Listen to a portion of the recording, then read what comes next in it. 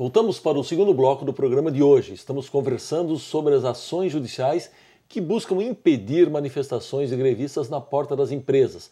Nosso convidado é o professor e juiz do trabalho Roberto Massami Nakajo.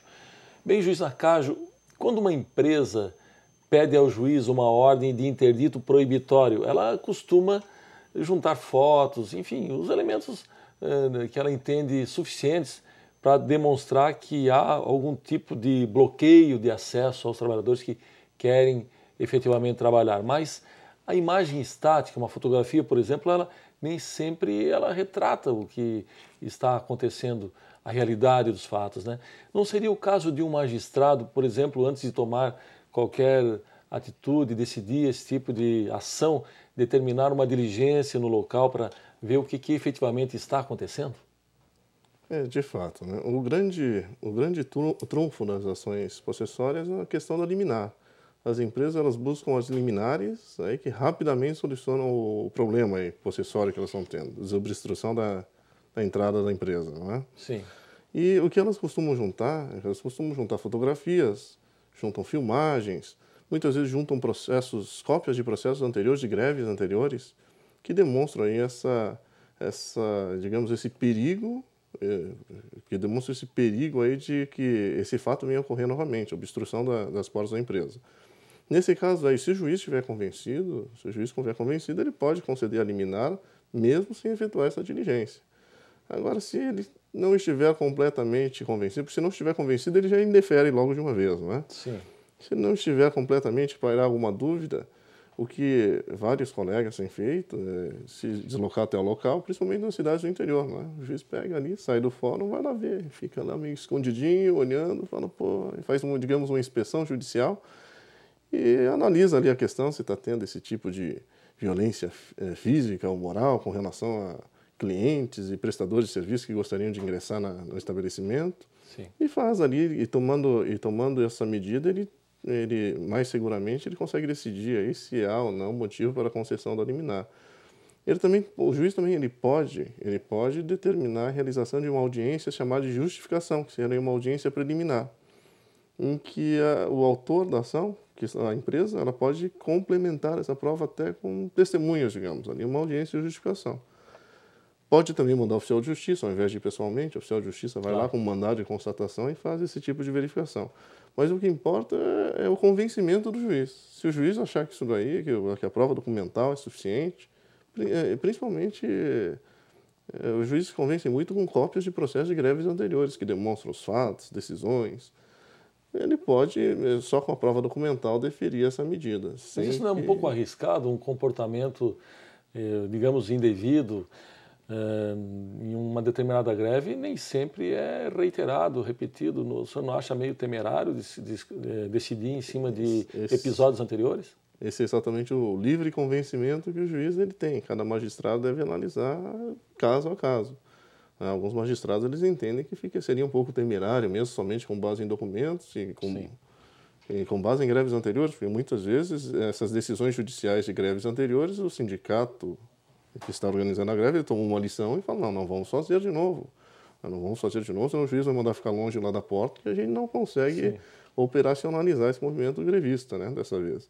Então, talvez eles tenham tomado uma lição e nessa greve não esteja.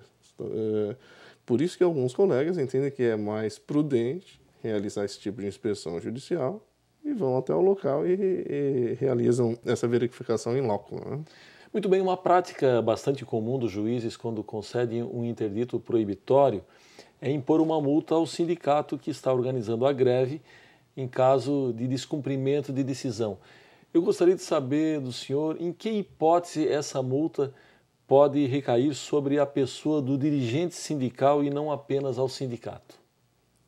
Pois bem, numa ação possessória são partes a empresa, que está pedindo essa proteção, né, do Poder Judiciário, e de outro lado está o sindicato, né, autor e réu. Então, quem são as partes do processo são a empresa e o sindicato. Quando o juiz ele concede uma ordem nessas ações possessórias, essa ordem é dirigida ao réu, que no caso seria o sindicato. E a multa, geralmente por descumprimento dessa ordem, também é destinada na decisão ao réu, tá certo? Ao sindicato. Sindicato. Tá? Agora acontece muitas vezes o seguinte, ó, o oficial de justiça ele chega lá, na porta lá da empresa, com o mandado na mão, contendo a ordem, e indica lá as pessoas, olha, vocês têm que desobstruir a porta. Ou se não tem que ficar a determinada distância, depende do que o juiz tenha decidido. E as pessoas elas chegam, não vamos cumprir, não vamos cumprir, causam embaraços e ficam ali, e a ordem ela se torna, tem a questão da efetividade, não há nenhuma efetividade nessa ordem, por quê? Porque é um belo de um papel portado pelo oficial de justiça, mas que a parte em si ela não está obedecendo. E fica uma nota multa, ninguém se identifica. Nesses casos específicos, o que o oficial de justiça ele costuma fazer? Ele anota o nome das pessoas que estão ali, anota o nome das pessoas que estão ali e geralmente anota o nome do dirigente sindical que está ali organizando esse movimento na frente da empresa. E com base nisso, o juiz aplica uma multa a essas pessoas, não a multa fixada na decisão, mas a multa fixada prevista no artigo 14 do CPC. É uma multa que é aplicada a qualquer um que desobedeça a ordem judicial, ainda que não seja parte no processo. Essa multa é destinada em favor da União, sem prejuízo da sanção penal cabível, que seria o crime de desobediência.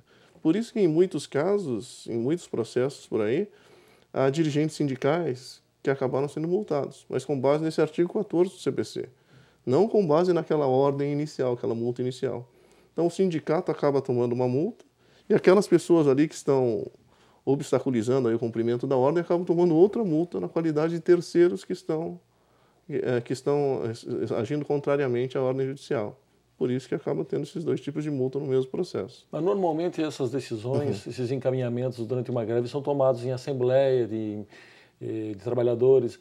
E será que o dirigente sindical teria força suficiente para ele próprio bancar um determinado encaminhamento, contrariando, por exemplo, uma vontade coletiva de continuar a greve, de continuar fazendo aquele tipo de ação ali impeditiva de entrada de trabalhadores que não querem entrar em greve? Bom, o que se tem constatado é o seguinte, os oficiais de justiça eles aparecem ali, sempre tem alguém que está dirigindo. Não necessariamente um dirigente, mas sempre alguém está coordenando. E os grevistas, eles costumam obedecer a pessoa que está lá coordenando. Então, o oficial de justiça já vai direto a quem está coordenando. Certo. Né? Já vai lá, identifica a pessoa fala, não vou cumprir, não vou cumprir, tudo bem. O sindicato vai ter problema na multa dele e ele vai acabar sendo responsabilizado também. Certo. Tá? Ele tem, sim, de fato, ele acaba tendo esse poder aí de chegar, olha, pessoal, vamos sair aqui da porta, aqui está com ordem judicial. Não é? Ou senão, ele tem o poder de fato de chegar, olha, lá, não vamos obedecer. E as pessoas costumam seguir esses líderes ali, que não necessariamente são os dirigentes do sindicato que estão ali, né? Certo. Muito bem, nós precisamos chamar mais um rápido intervalo. Nós voltamos em seguida, só um instante.